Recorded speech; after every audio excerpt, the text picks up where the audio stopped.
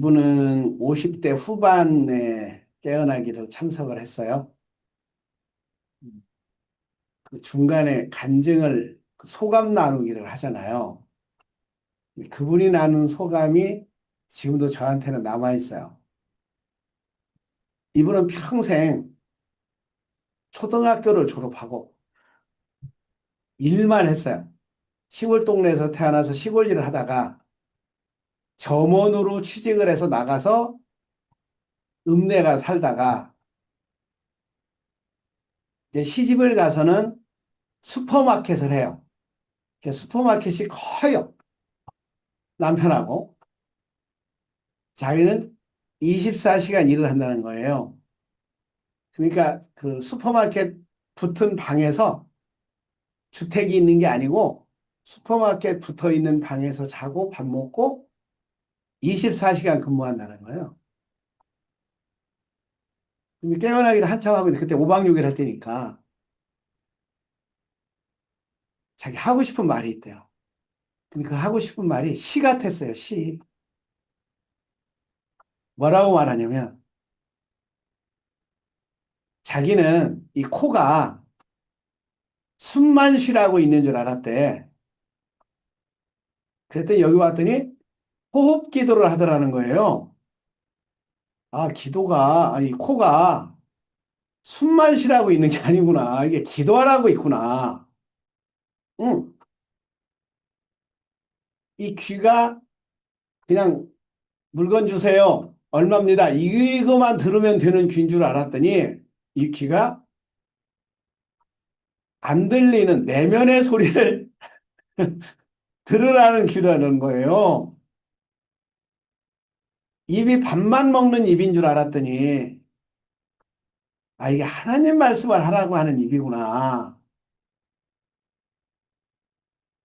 손발이 일하라고만 있었더니 이렇게 공경의 인사를 하라고 있는 손이구나. 이런 간증을 하는 거예요. 근데 정말 그때 뭉클했어요. 아, 저런 발견.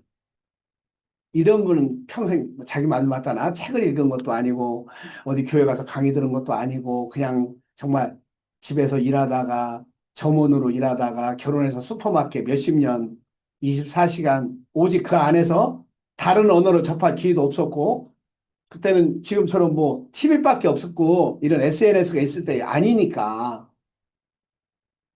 근데 그 순간에 아, 내 코가 숨만 쉬라고 있는 게 아니구나. 이게 기도하라고 있구나. 이 손이 그냥 돈만 벌으라고 하는 손이 아니라 이게 손을 모아서 합장도 할 수 있는 손이구나. 아, 이게 산다는 게 돈만 벌어가지고 그냥 오직 자기는 돈만 버는 걸로만. 그게 사는 걸로만. 그게 잘 사는 걸로만.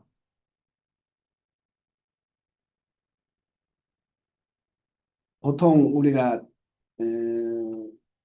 행복의 기준을 이렇게 두는 객관적이라고 그럴까? 하여튼 연구를 해서 우리나라 같은 경우는 GNP 얼마, 연봉 수입이 얼마, 미국은 1억, 1억 달러, 1억 달러? 2만 달러? 하여튼 1억 3천 정도, 1억 4천 정도 되고 우리나라는 한 7, 8천 정도가 되면 돈이 주는 행복은 끝났다. 이제 다른 걸로 행복을 채워야 된다. 그럼 우리가 그때 비유를 그렇게 하거든요. 어, 연봉 6, 7천 받던 사람이 1년에 6억을 벌으면 10배가 증가를 했으니까 행복도 10배로 증가해야 될 거 아니에요.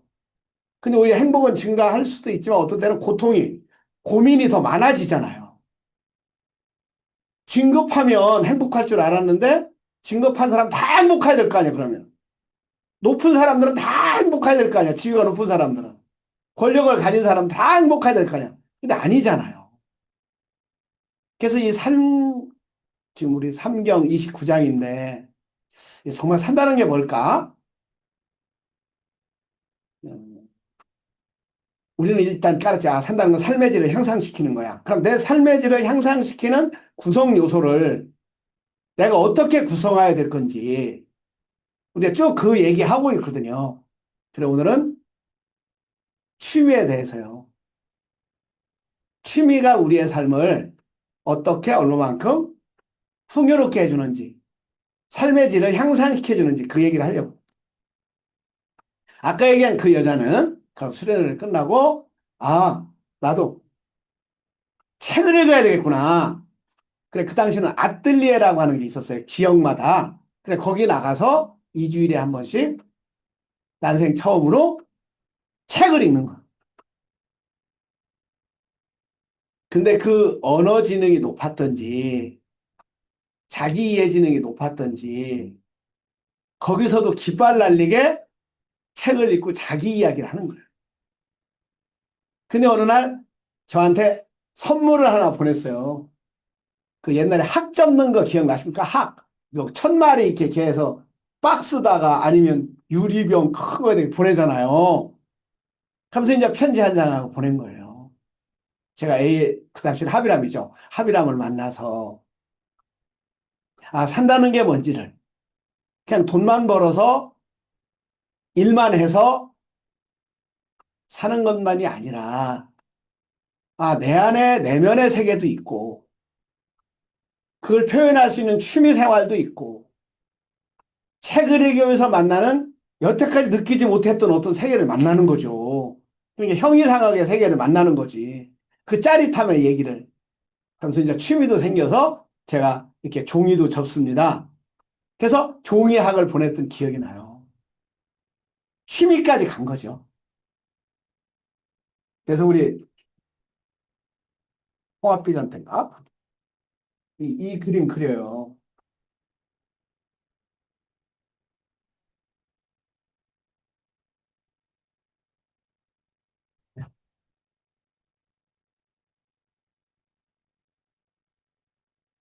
인생의 핵심은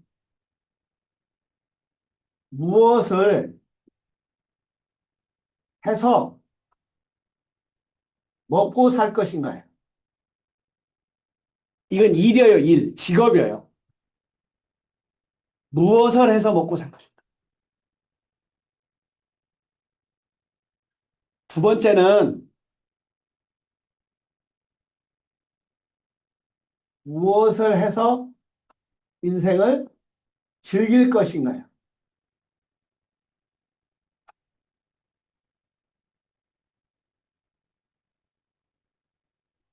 보통 사람들이, 많은 사람들이 요 두 개의 균형을 잘 맞춰서 무엇을 해서 먹고 살 것인가를 해결하고 무엇을 하면서 즐길 것인가를 잘 좋아해서 정말 인생을 풍요롭게 삶의 질을 향상하는 쪽으로 살고 있어요. 근데 그렇지 않은 사람들이 있다니까? 여기에 딱 붙어 살아. 이 1번, 여기 1번 가구, 이게 번호를 제가 붙였거든요. 3번 가구, 4번 가. 1번 가는 여기가 집 안이야. 자기 집 밖으로 나가보는 거예요. 무엇을 해서 먹고 살 것인가는 이상하게, 그걸 하려면 자격증을 취득해야 되잖아요. 졸업장을 가져야 돼. 왜? 그런 졸업장 갖고 오라고 그러잖아요. 그런 자격증 갖고 오라고 그러잖아요. 그래, 그 일을 주잖아요. 응. 근데 이걸 안 갖는 사람들이 있어. 이걸 안 가고. 그래서 무엇 해서 먹고 살 거니까 요즘에 이제 그런 게 없으면 알바가 그래도 많아서 먹고 살 길이 덜어 있죠. 그게 전문가가 못 되는 거예요, 이 사람들은. 그러니까 졸업장, 자격증, 뭐 면허증, 뭐 이런 등등의 증이 있어야 돼. 쉽게 말하면 예수님이 말한 야, 너는 왜 옷을 안 입었어? 예복을 안 입었어. 걔는 내쫓아라. 이걸 다른 말로 바꾸면 졸업장이 없으니까, 면허증이 없으니까, 자격증이 없으니까 그 안에는 못 들어가죠. 예복을 못 입은 거죠. 근데 이 동네에서 그냥 살다가 예를 들어 의사 면허증 갖고 그냥 의사해서 돈 벌고 살던 사람이 있거든요. 목사 자격증 갖고 그냥 목사하다가 살던 사람이 있거든요. 뭐 약사하던 사람이 약사 면허증 갖고 살던 사람이 있어요. 어. 근데 이 사람들이 공부를 더 해서 집 밖으로 나가는 거야. 어. 그래서 이쪽에 진짜 박사학위를 받고 그런 전문 책을 쓰고 의사를 가리키는 의사 이렇게 되잖아요. 어. 축구 선수로 해서 먹고 살았는데 축구 선수를 가리키는 감독이 된다고. 어. 쉽게 말하면 진짜 전문가가 되는 거죠. 어느 일에. 근데 이 동네에서 그냥 마치는 사람이 있는가 반면에 자격증을 갖고 있지만 취미 생활하는 사람이 있어요. 이게 취미 생활. 취미는 자격증과 면허증과 학위와 상관이 없이 먹고 사는 문제가 해결이 되거나 아니면 조금 덜 해결이 돼도 허전한 뭐가 있잖아요. 뭐 하고 싶은 게 있어요. 그런 소리를 듣고 싶고 그런 걸 모양을 만들고 싶고 뭘 가꾸고 싶고 접고 싶고 다니고 싶고 달리고 싶고 이런 등등 취미 생활이 있잖아요. 그래서 무엇을 해서 즐길 것인가. 근데 유럽은 보통 책 뒤지고 보니까 14세기 정도까지는 먹고 사는 문제가 있어서 이 취미 생활이 거의 없어요. 그러면서 취미 생활을 하는 사람들은 우리도 얼마 전까지만 해도 그랬지. 60년, 70년대까지만 해도 취미 생활이라는 게 있었겠습니까? 여가가 없는데, 여가 생활이 없는데, 그냥 일하고, 먹고, 자고, 이외에는 없잖아요. 그냥 그걸로 24시간에 꽉 차 있잖아. 근데 어느 날 여유, 야, 시간이 좀 남는데, 이 남는 시간을 어떻게 이용할까?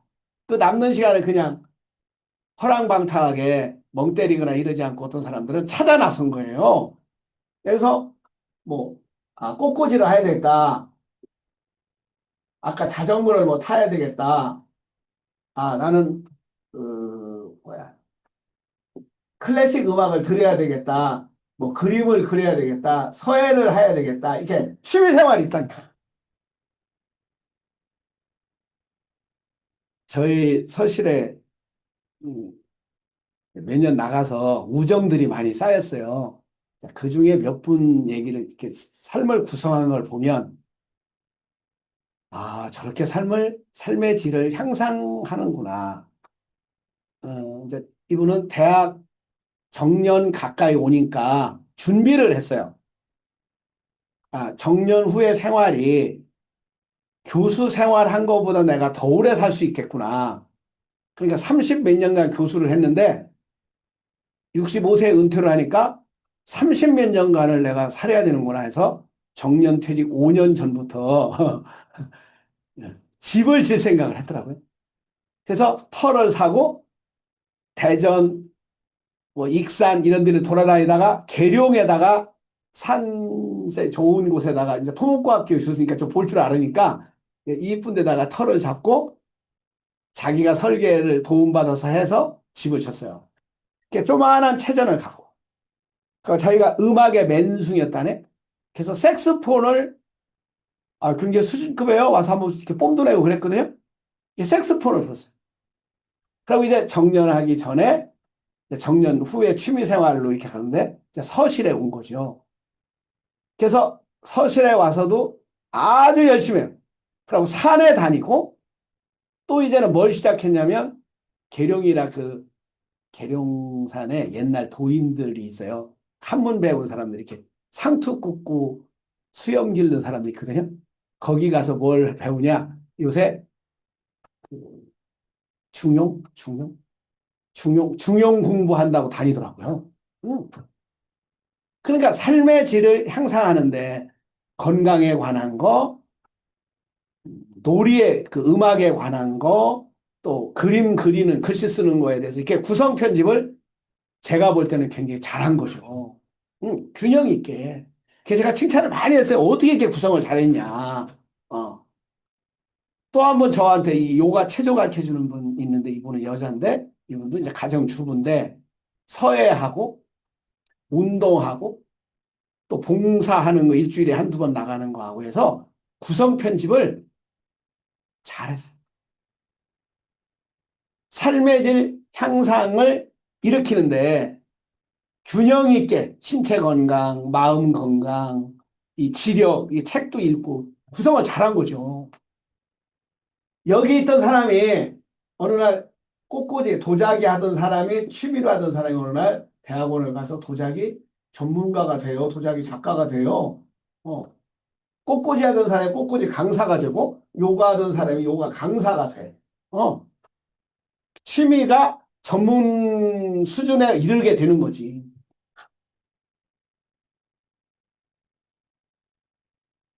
일만 하다 갈 수는 없잖아요. 내 생애 전출, 하루, 일주일 전체가 내가 만나고 싶은 사람도 있을 거고, 만나고 싶은 소리도 있을 거고, 만나고 싶은 색깔뿐만이 아니라 표현하고 싶은 소리도 있을 거고, 표현하고 싶은 몸동작도 있을 거고, 우리는 이 세상에 현상계니까 표현하러 왔는데, 표현을 안 하고, 물론 일을 통해서 충분히 자아 성취되고 표현되면 더할날수 좋지만, 취미가 더 붙여주면 삶의 질 향상이 얼마이겠느냐. 어느 날 수련을 한참 하고 있는데, 사장님도 있었고, 이제 이렇게 구성 요소가 많잖아요. 취미에 대해서 서로 얘기를 나누는데, 한 분은, 그 사장님은 취미가 뭐냐면, 고스톱이에요, 고스톱. 이렇게 시간 나면 고스톱 쳐요. 그럼 술을 먹어요. 근데 한 분은 경비야, 경비. 그 회사에 경비하는 일 있잖아요. 경비하는 일인데, 이분의 취미는 뭐냐? 난 키우는 거야, 난 키우는 거. 클래식 음악 듣는 거야. 그래서 1년에 몇 차례 공연도 참석해요. 근데 세월이 흘렀어요. 회사도 어렵게 됐어요.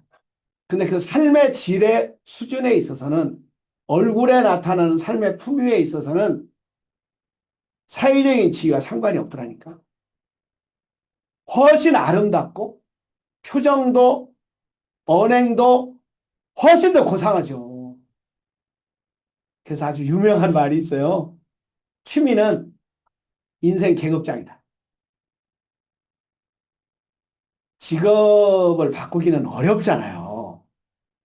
어렸을 때 형성된 자격증이나 또 그동안 뭐 쌓아온 경력이나 이런 걸로 직업은 바꾸기는 어렵지만 내 삶의 질을 일시에, 정말 일시에 바꿔놓을 수 있는 건 취미 생활 아닐까요? 취미는 가질 수 있잖아요.